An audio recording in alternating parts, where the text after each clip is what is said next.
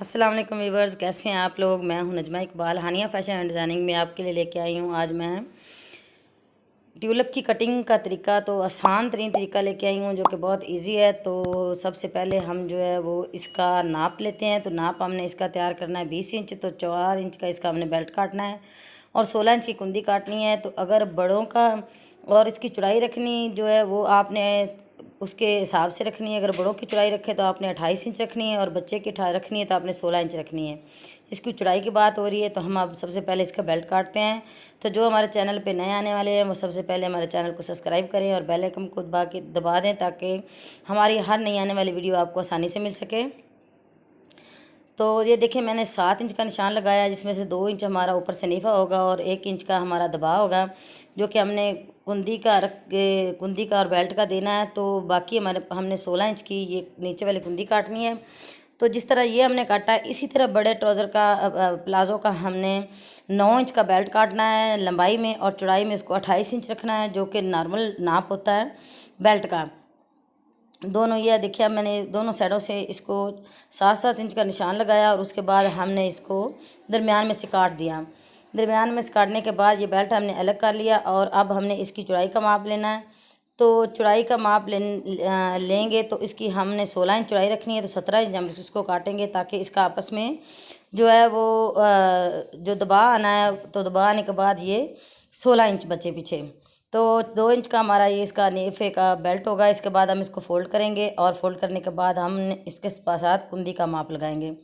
तो व्यूअर्स, आप लोग हमेशा वीडियो को मुकम्मल देखा करें, स्किप मत किया करें। अगर आप स्किप करेंगे तो फिर कोई ना कोई पॉइंट छूट जाता है जो कि आपको पता नहीं चलता।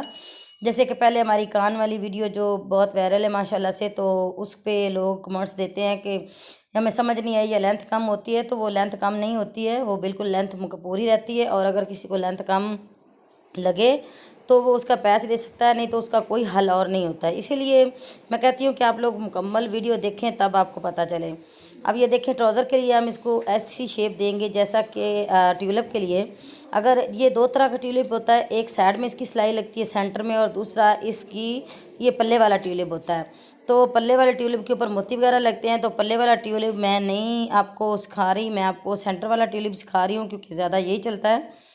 इसके अंदर चोंटें भी पड़ती हैं और वैसे भी। अब ये मैंने माप किया और माप करने के बाद जो इसकी एक नोक है उसको मैंने तकरीबन 4 इंच रेब करके तो निशान लगा के उसको मैंने काटा है, क्योंकि 4 इंच की अगर हमने इसको नहीं काटेंगे तो इसकी खुलाई बहुत ज़्यादा बढ़ जाएगी और इसकी चोंटें बहुत ज़्यादा आएंगी। अगर आप चोंटें पूरी डालना चाहते हैं तो फिर आप इसको मुकम्मल ऐसे कर दें, और अगर आप चोंटें नहीं डालना चाहते हैं तो आप इसमें इसको इतना कपड़ा निकाल दें।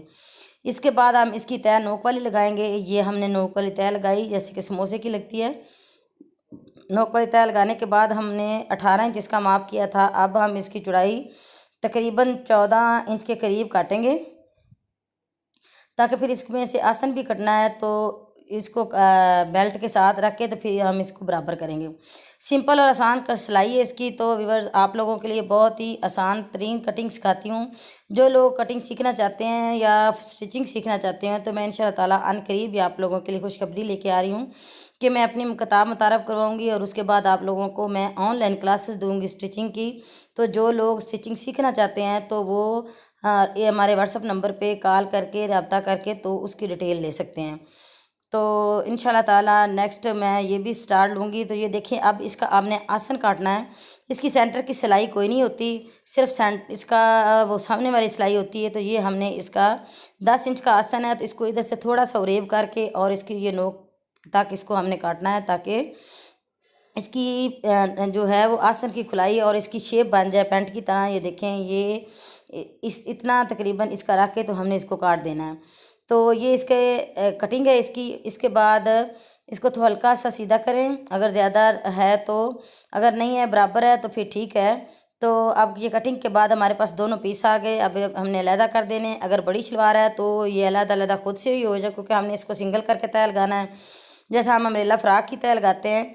तो ये देखिए, अब मैं इसको अलग अलग करके आपको बताती हूँ कि इसकी कटिंग के बाद इसको निशान कैसे देने हैं। ये देखें, ये मैंने इसको बनाया क्योंकि जब हम इसको तैयार करते हैं तो क्या होता है कि एक उस साइड का तैयार हो जाता है और एक दूसरी साइड का तैयार हो जाता है, और वो बहुत ही बुरा लगता है।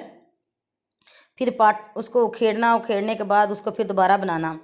तो वो बंदे की समझ से बात बाहर हो जाती है। अगर आप चोंटे डालना चाहते हैं तो आप इतना आसन काटें, अगर आप चोंटे नहीं डालना चाहते हैं तो आप फिर इतना आसन काट के इस कुंदी को बराबर कर सकते हैं।